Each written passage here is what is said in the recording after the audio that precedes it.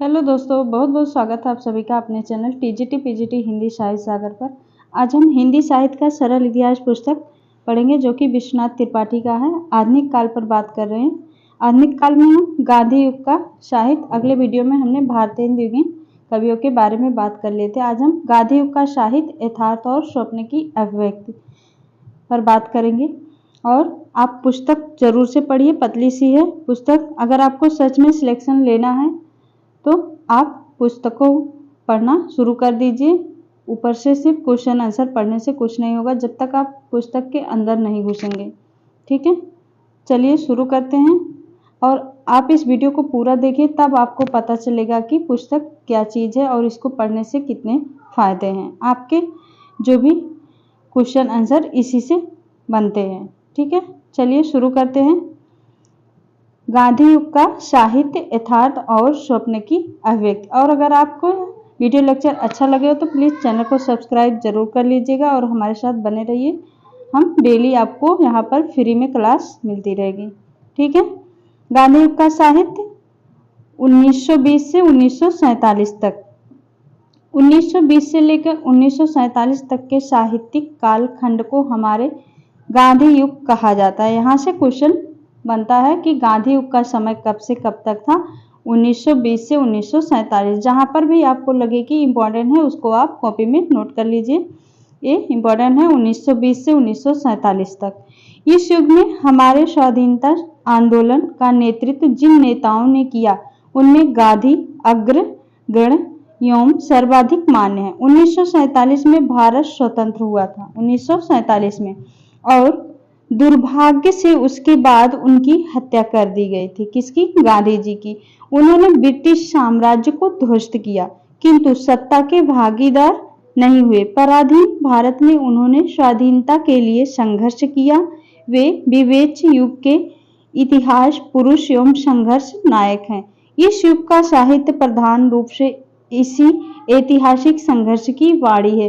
गांधी इकहरे राजनीतिक नहीं थे। वे राजनीति को धर्म और संस्कृति से अलग नहीं रखते थे।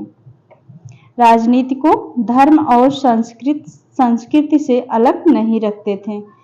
उन्होंने हिंदी प्रचार आंदोलन में अन्यतम योगदान दिया। इन्हीं सब बातों को ध्यान में रखकर हम इस कालखंड को गांधी युग कहना उचित समझते हैं। 1914 में गांधी जी दक्षिण अफ्रीका से स्वदेश लौटे थे। 1914 में।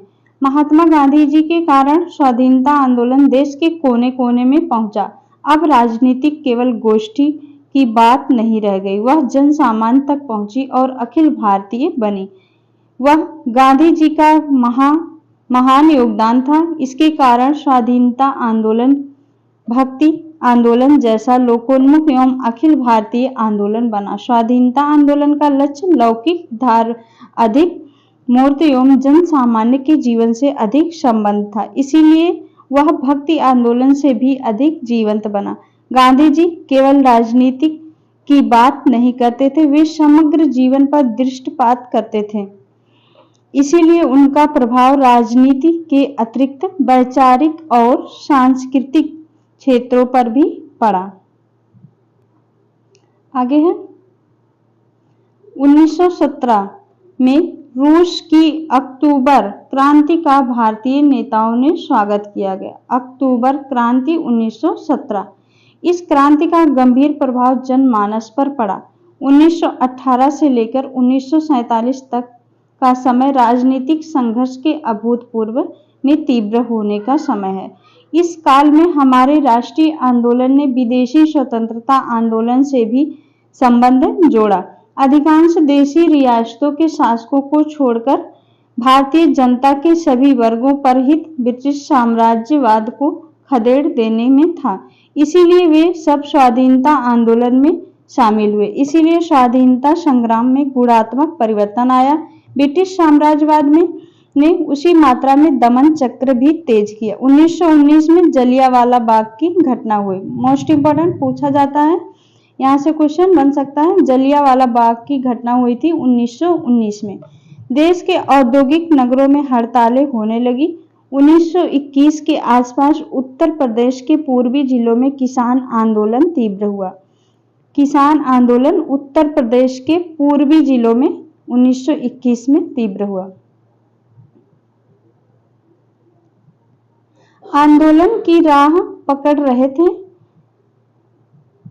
तीव्र। इसी वर्ष सुदूर दक्षिण में मोपला विद्रोह हुआ। सुदूर दक्षिण में मोपला विद्रोह हुआ। उधर पंजाब में भी सिख किसान आंदोलन की राह पकड़ रहे थे। 1925 में भारतीय 1925 इंपॉर्टेंट है। 1925 में भारतीय कम्युनिस्ट पार्टी स्थापित हुई। 1925 में भारतीय कम्युनिस्ट पार्टी स्थापित हुई। कांग्रेस के समाजवादी दल का प्रादुर्भाव हुआ, जिसके नेता जवाहरलाल नेहरू थे। 1929 में लाहौर अधिवेशन में जवाहरलाल नेहरू कांग्रेस के अध्यक्ष की हैसियत से पूर्ण स्वराज्य का लक्ष्य घोषित किया। 1929 में लाहौर अधिवेशन जवाहरलाल नेहरू कांग्रेस के अध्यक्ष हुए। भारतीय राजनीति में किसान मजदूरों के संगठन पर बल देने वाला वामपंथ प्रभावशाली और मजबूत होता जा रहा था। 1942 में भारत छोड़ो आंदोलन, आजाद हिंद फौज का संघर्ष।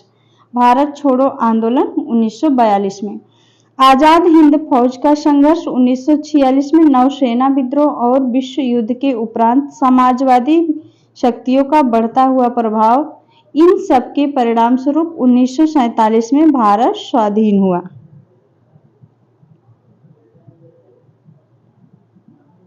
आगे है, इसका यह अर्थ है कि प्रतिक्रियावादी शक्तियां इस बीच सक्रिय नहीं थीं। यहाँ प्रतिक्रियावादी शक्तियां सांप्रदायिकता का सहारा लेती थीं। उनके कारण भारत का विभाजन हुआ और गांधी जी की हत्या हुई।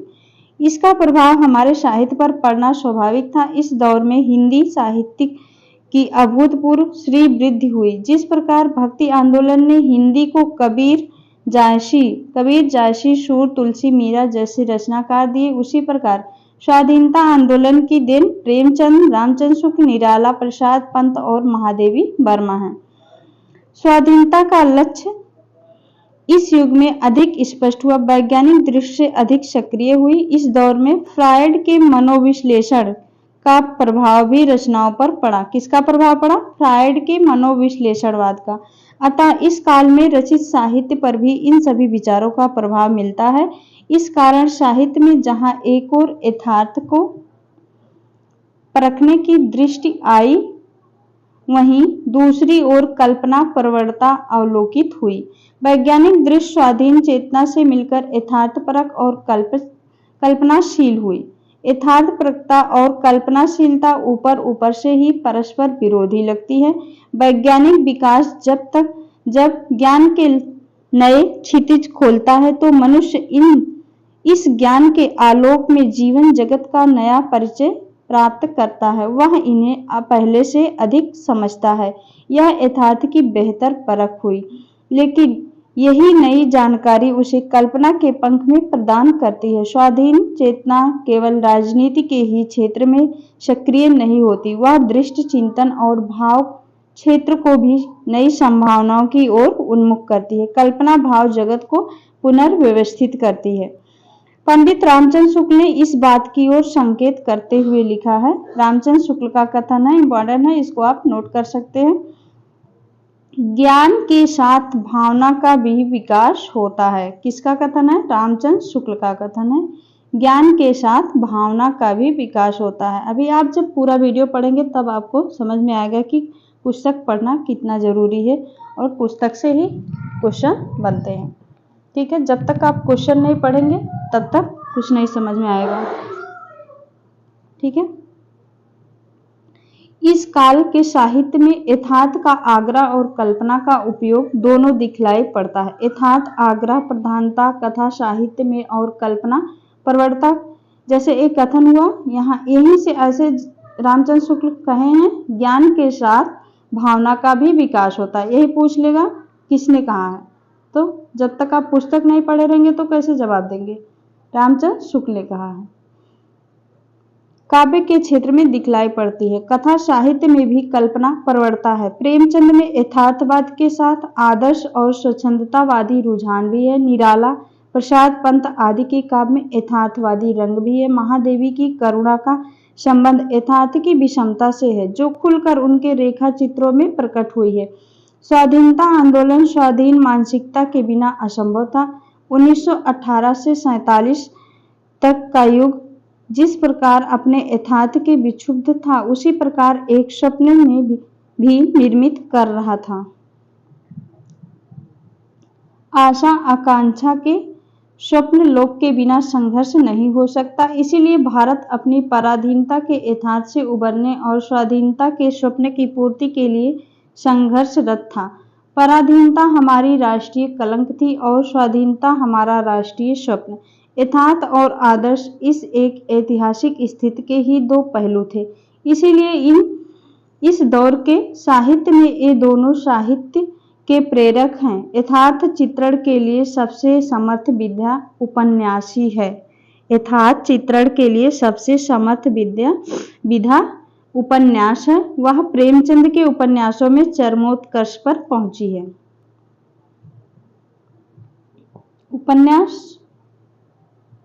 उपन्यास को महाकाव्य का स्थानापन्न कहा जाता है। यह साहित्य की अपेक्षाकृत नई विधा है। इसमें सामाजिक तथा व्यक्तिगत जीवन को बहुत जटिलता में उभारा जा सकता है। इतिहास के प्रवाह को इसमें स्पष्ट किया जा सकता है। सबसे बड़ी बात यह है कि सामान्य जीवन के द्वंद्व, फैलाव और गति का समावेश इसमें सबसे ज्यादा संभव है। हिंदी में उपन्यास लेखन तो भारतेंदु युग से ही प्रारंभ हो गया था। उपन्यास लेखन भारतेंदु युग से ही प्रारंभ हो गया था, लेकिन प्रेमचंद के उपन्यासों में इस विधा ने अभूतपूर्व व्यापकता और गंभीरता प्राप्त की। प्रेमचंद की संवेदना अत्यंत व्यापक थी। जितनी व्यापक उनकी संवेदना थी, उतनी ही सूक्ष्म उनकी दृष्टि थी। उपन्यास विधा के चरम उत्कर्ष के लिए जिस सहज भाषा शैली की आवश्यकता है, वह भी प्रेमचंद के पास थी। पंडित हजारी प्रसाद द्विवेदी के अनुसार, हजारी प्रसाद द्विवेदी का कथन है, अगर आप उत्तर भारत की समस्त जनता के आचार विचार, भाषा, भाव, रहन सहन, आशा आकांक्षा, दुख सुख और सूझबूझ जानना चाहते हैं, तो प्रेमचंद से उत्तम विचारक आपको नहीं मिल सकता। मोस्ट इम्पोर्टेंट है, किसका कथन है? आचार्य हजारी प्रसाद, पंडित हजारी प्रसाद द्विवेदी का। प्रेमचंद का समय है 1880-1936। 1880-1936। प्रेमचंद के उपन्यासों का विषय क्षेत्र बहुत व्यापक है। वे प्रधानता मध्य वर्ग और निम्न वर्ग के कथाकार थे। किंतु उनके रचना संसार में सभी वर्गों के लोग सिमट आए हैं। उनके यहाँ प्रकृति, पशु पक्षी सब मौजूद हैं। फिर उनमें आर्थिक, सामाजिक, वर्णगत, पारिवारिक संबंधों का ढांचा और पात्रों के चरित्र की निजी विशेषताएं भी मिलती हैं। प्रेमचंद के पात्र प्रतिनिधि पात्र है। निजी विशेषताओं से रहित होकर कोई प्रतिनिधि पात्र नहीं हो सकता। प्रेमचंद पर गांधीवाद का प्रभाव स्पष्ट है। उनके अनेक प्रारंभिक उपन्यासों पर गांधीवादी आदर्श, हृदय परिवर्तन एवं सुधारवाद का प्रभाव है। उपन्यासों का अंत हृदय परिवर्तन और किसी आश्रम स्थापना में होता है। उपन्यासों का अंत हृदय परिवर्तन और किसी आश्रम स्थापना में होता है। उपन्यासों का अंत ही नहीं, पात्र, चरित्र, चित्रण आदि पर भी गांधीवादी सिद्धांतों का दबाव है। इस विषय में दो बातों को ध्यान में रखकर प्रेमचंद के आदर्शवाद पर विचार करना चाहिए। एक तो गांधीवादी विचारधारा का पाप से घृणा किंतु पापी से प्रेम। प्रेमचंद के आदर्श विचार हैं गांधीवादी विचारधारा का पाप से घृणा किंतु पापी से प्रेम और अहिंसा भारतीय आदर्शवाद की धारा विशेषता मध्यकालीन संतों के विश्वास के अनुकूल है। सामान्य भारतीय मानस में गहरे घर कर बैठा है। इस दृष्टि से वह कोरा आदर्श नहीं है, भागवत यथार्थ है। दूसरे, प्रेमचंद का आदर्शवाद केवल समाधान में ही दिखलाई पड़ता है।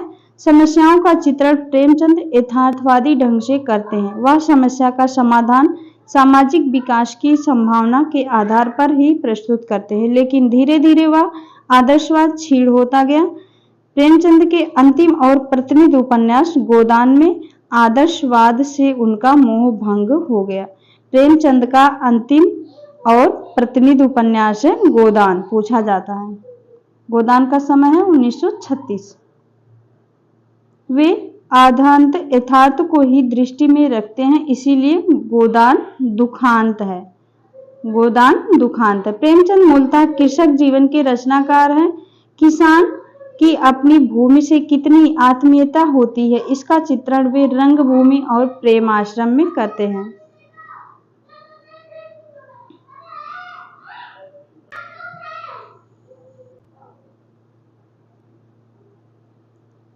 किसान की अपनी भूमि से कितनी आत्मीयता होती है, इसका चित्रण वे किसमें किए हैं? रंगभूमि और प्रेमाश्रम में करते हैं। किसानों पर ब्रिटिश साम्राज्यवाद, बड़े व्यापारियों, छोटे व्यापारियों आदि सबका भार था। छोटे किसानों के साथ छोटे जमींदारों की भी हालत बिगड़ रही थी। गोदान में उन्होंने दिखाया है कि छोटा किसान किस तरह क्रमशः भूमिहीन होकर मजदूर बनने पर विवश हो रहा है। भूमि पर आश्रित जमींदार राय साहब की भी आर्थिक स्थिति खोखली है। राय साहब की भी आर्थिक स्थिति खोखली है। प्रेमचंद ने पूंजीवाद के दुष्प्रभावों का चित्रण भी किया है। सामंती व्यवस्था भारत में दीर्घ काल तक बनी रही। इससे समाज को वर्ण व्यवस्था और नारी पीड़न के परिणाम भोगने पड़े। प्रेमचंद वर्ण व्यवस्था का खंडन करते हैं। प्रेमचंद वर्ण व्यवस्था का खंडन करते हैं। नारी पराधीनता को सेवा सदन में बहुत अच्छी तरह चित्रित किया गया है। नारी पराधीनता को सेवा सदन में बहुत अच्छी तरह चित्रित किया गया है। प्रेमचंद समझते थे कि नारी शोषण सवर्ण समाज में ज्यादा है, क्योंकि वहां नारी आर्थिक दृष्टि से पुरुष पर आश्रित होती है।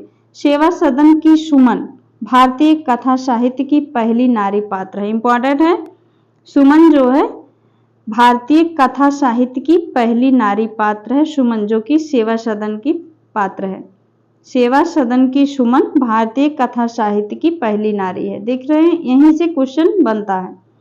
भारतीय कथा साहित्य की पहली नारी है सुमन, सेवा सदन की, जो यह बात समझती है और इसके विरुद्ध विद्रोह करती है। प्रेमचंद की महानता इस बात से प्रकट हो जाती है कि उन्होंने तिलस्मी और एयारी कथा साहित्य के पाठकों को सामाजिक, राजनीतिक, आर्थिक समस्याओं पर आधारित कथा साहित्य की ओर मोड़कर उनकी रुचि में अभूतपूर्व परिष्कार किया। प्रेमचंद की भाषा न किताबी हिंदी है और न किताबी उर्दू, वह सहज हिंदी भाषा है। प्रेमचंद की भाषा सहज हिंदी भाषा है। प्रेमचंद के उपन्यासों में पात्रों और घटनाओं को इस तरह प्रस्तुत किया गया है कि वे हमारे देखे सुने से लगते हैं।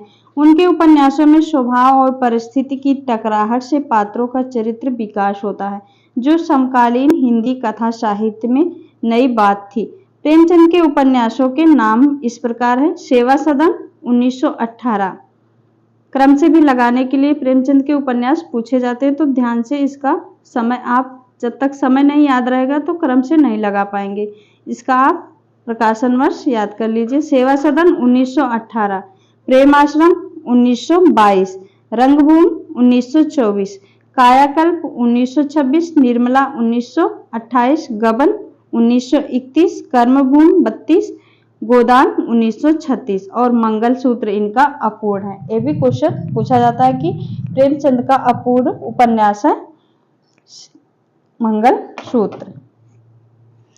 अतीतोन्मुखता को प्रकृति साहित्य में भारतेंदु युग से ही प्रारंभ हो गई थी। अतीत प्रेम काव्य और नाटक में अधिक दिखलाई पड़ा था। कथा साहित्य में अपेक्षाकृत कम है। इस अभाव की बहुत बड़ी पूर्ति वृंदावन लाल वर्मा 1889-1969 ने की है। वृंदावन लाल वर्मा।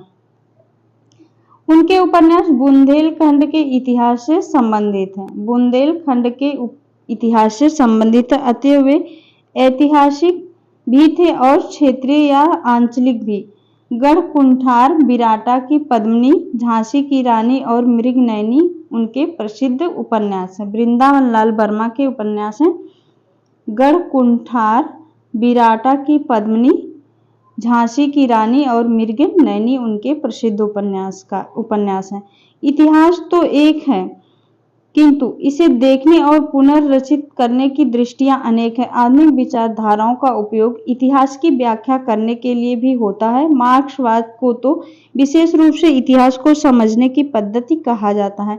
मार्क्सवादी दृष्टि एस्पाल ने दिव्या 1945 में लिखा था। एस्पाल मार्क्सवाद की दृष्टि से एस्पाल ने दिव्या 1945 में लिखा था, जो ठीक ऐतिहासिक उपन्यास तो नहीं है, क्योंकि खुद दिव्या कल्पित पात्र है, किंतु इसमें प्राचीन भारत के एक कालखंड को दृष्टि विशेष से देखकर सजीव रूप से प्रस्तुत किया गया है।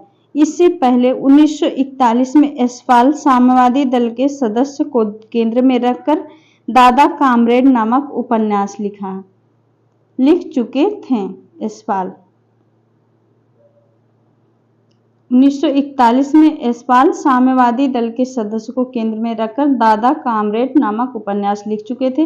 राहुल सांस्कृत्यायन 1893-1963 ने इसी दृष्टि से प्राचीन गणतंत्रों के जीवन को आधार बनाकर कुछ ऐतिहासिक उपन्यास लिखे, जैसे सिंह सेनापति राहुल सांस्कृत्यायन का 1942 और जय योधे 1944। स्वतंत्रता के ठीक एक वर्ष पहले 1946 में हजारी प्रसाद द्विवेदी का उपन्यास है बाण भट्ट की आत्मकथा।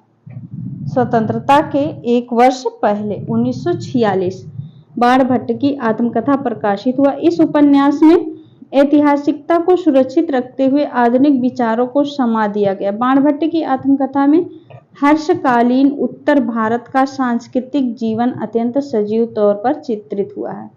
बाण भट्ट की आत्मकथा में किसका चित्रण हुआ है? हर्षकालीन उत्तर भारत सांस्कृतिक जीवन अत्यंत सजीव तौर पर चित्रित हुआ है। उसी सांस्कृतिक जीवन में सामाजिक विषमता और व्यक्ति की निजी पीड़ा को अनुभव, संवेदनशीलता एवं कौशल के साथ गूंथ दिया गया है। यह उपन्यास सांस्कृतिक भी है, ऐतिहासिक भी, सामाजिक भी और दारुण निजी व्यथा की मार्मिकता को उभारने वाला भी। प्रेम को इतने संयम और औदार्य के साथ शायद ही हिंदी की किसी अन्य कृति में प्रस्तुत किया गया हो। ऐतिहासिक वातावरण का उपयोग भगवती चरण वर्मा ने पाप और पुण्य की समस्या को नए ढंग से परिभाषित करने का प्रयास करने वाले अपने उपन्यास चित्रलेखा 1934 चित्रलेखा भगवती चरण वर्मा 1934 में किया। चित्रलेखा में दो पात्र हैं, चाणक्य और चंद्रगुप्त ऐतिहासिक भी हैं। चित्रलेखा में चाणक्य और चंद्रगुप्त ऐतिहासिक भी हैं, किंतु वे मुख्य कथा प्रसंग से दूर ही रहते हैं। इसमें भोग को सर्वथा अनैतिक और त्याग को सर्वथा नैतिक नहीं माना गया है। वर्मा जी भगवती चरण वर्मा 1936 में एक अन्य उपन्यास 3 वर्ष लिखा, जो सामाजिक है। रांगे राघव ने 1946 में ही सिंधु घाटी की विलुप्त सभ्यता को आधार बनाकर महत्वपूर्ण ऐतिहासिक रोमानी उपन्यास मुर्दे का टीला लिखा। रांगे राघव ने मुर्दे का टीला लिखा 1946 में। विलुप्त सभ्यता को, सिंधु घाटी की विलुप्त सभ्यता को आधार बनाकर लिखा था मुर्दों का टीला। प्रेमचंद का प्रभाव हिंदी उपन्यास साहित्य पर दो तरह से पड़ा। एक तो उनकी तरह उपन्यास लिखने वाले कथाकार सामने आए, जैसे विश्वंभर नाथ शर्मा कौशिक, प्रताप नारायण श्रीवास्तव, जिनके क्रमशः माँ और विदा उपन्यास प्रसिद्ध है। प्रताप नारायण श्रीवास्तव के माँ और विदा। श्री जयशंकर प्रसाद ने तितली नामक उपन्यास में ग्रामीण जीवन के संघर्ष का चित्रण किया है। इंपॉर्टेंट है, जयशंकर प्रसाद का उपन्यास है तितली, उसमें उन्होंने ग्रामीण जीवन के संघर्ष का चित्रण किया। निराला ने कई प्रकार के उपन्यास लिखे हैं। प्रभावती ऐतिहासिक उपन्यास है निराला का।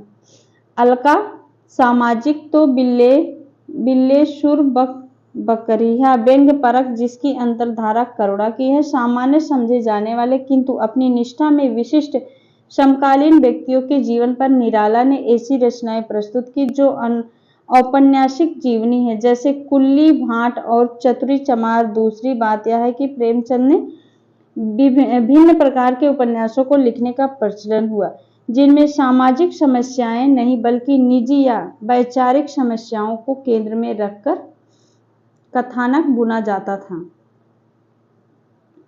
ऐसे उपन्यासकारों में जैनेंद्र का नाम सर्वाधिक महत्वपूर्ण है, जिन्होंने सुनीता 1935 पूछा जाता है। जैनेंद्र का उपन्यास है सुनीता 1935 और त्यागपत्र 1936 जैसे उपन्यास लिखे थे। त्यागपत्र जैनेंद्र, जिसमें विशिष्ट स्थितियों के कारण विचित्र विशिष्ट चरित्रों को केंद्र में रखकर कथानक रचा गया। जैनेंद्र कुमार के इन उपन्यासों में सामाजिक, पारिवारिक और यौन समस्याओं को गुंफित कर दिया गया है। निसंदेह ऐसे जटिल चरित्रों की सृष्टि हिंदी उपन्यास में पहली बार हुई। समाज की विकृतियों को सामने लाकर उनका भंडाफोड़ करने और समाज को अधिक मानवीय एवं क्षमाशील बनाने के उद्देश्य से जयशंकर प्रसाद ने कंकाल 1930 में लिखा। एक लिखे थे तितली, दूसरा कंकाल 1930 में लिखा, जिसे कुछ लोगों ने प्रकृत यथार्थवादी उपन्यास कहा। समाज के पाखंडपूर्ण कुत्सित पक्षों का उद्घाटन और चित्रण करने में सिद्धहस्त पांडे बेचन शर्मा उग्र ने इसी उद्देश्य से दिल्ली का दलाल पांडे बेचन शर्मा उग्र ने दिल्ली का दलाल, मनुष्यानंद सरकार तुम्हारी आंखों में तथा बधुआ की बेटी लिखा। पांडे बेचन शर्मा ने हिंदी उपन्यासों पर फ्रायड के मनोविश्लेषणवादी विचारों का प्रभाव पड़ा।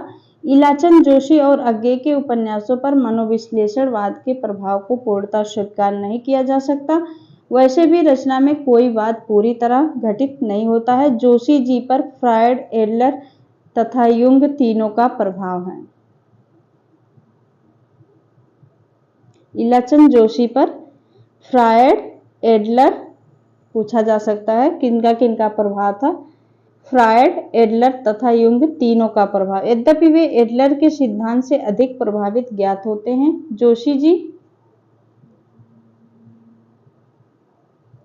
मनोविश्लेषण शास्त्र से प्रभावित होते हुए अपने उपन्यासों में सामाजिक विषमता को नजरअंदाज नहीं करते। इलाचंद जोशी के उल्लेखनीय उपन्यास हैं सन्यासी 1941 और पर्दे की रानी 1941। इलाचंद जोशी, सन्यासी, पर्दे की रानी। अज्ञे के प्रसिद्ध उपन्यास शेखर एक जीवनी। अज्ञे का है शेखर एक जीवनी का प्रथम भाग 1941 में और दूसरा भाग 1944 में प्रकाशित हुआ था। शेखर एक जीवनी 2 भाग हैं, प्रथम भाग 1941, दूसरा भाग 1944 में प्रकाशित हुआ। शेखर आतंकवाद की छाया में लिखा हुआ एक ऐसा उपन्यास है जिस पर मनोविश्लेषण शास्त्र के प्रभाव के साथ समाज के परिप्रेक्ष्य में व्यक्ति और उसके विचारों को देखा गया। शेखर एक जीवनी व्यक्ति की निजता को सुरक्षित बनाए रखने का प्रतिपादक उपन्यास है। इसका नायक केवल अपना प्रतिनिधित्व करता है, उसकी चेष्टा भी काफी असामान्य है। कुल मिलाकर यह उपन्यास भी नैतिकता के एक नए और बहुत कुछ निजी या समाज निरपेक्ष मानदंड की मांग करता है। उपेंद्र नाथ अश्क के उपन्यास हैं। उपेंद्र नाथ अश्क के उपन्यास है गिरती दीवारें 1947। उपेंद्र नाथ अश्क गिरती दीवारें 1947 में सामाजिक विषय वस्तु को व्यक्तिपरक दृष्टि से चित्रित किया गया है।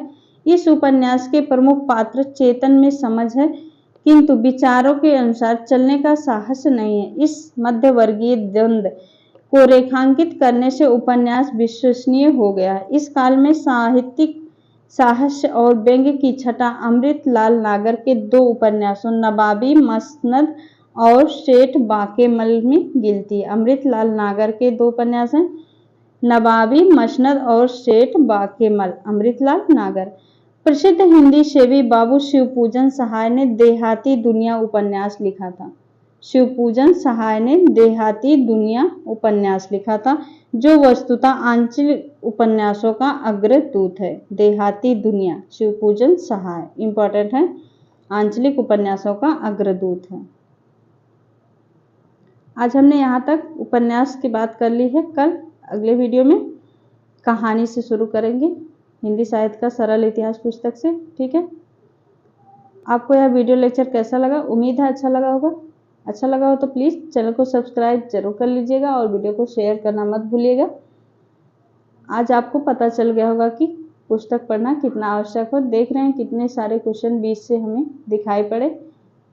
आपको जहाँ भी लगे कि इम्पोर्टेंट है उसको तुरंत कॉपी में नोट करिए और उसको ध्यान से देख लीजिए। ठीक है, चलिए मिलते हैं कल एक और नए टॉपिक के साथ। तब तक के लिए बहुत बहुत धन्यवाद दोस्तों। शुभ रात्रि सभी को।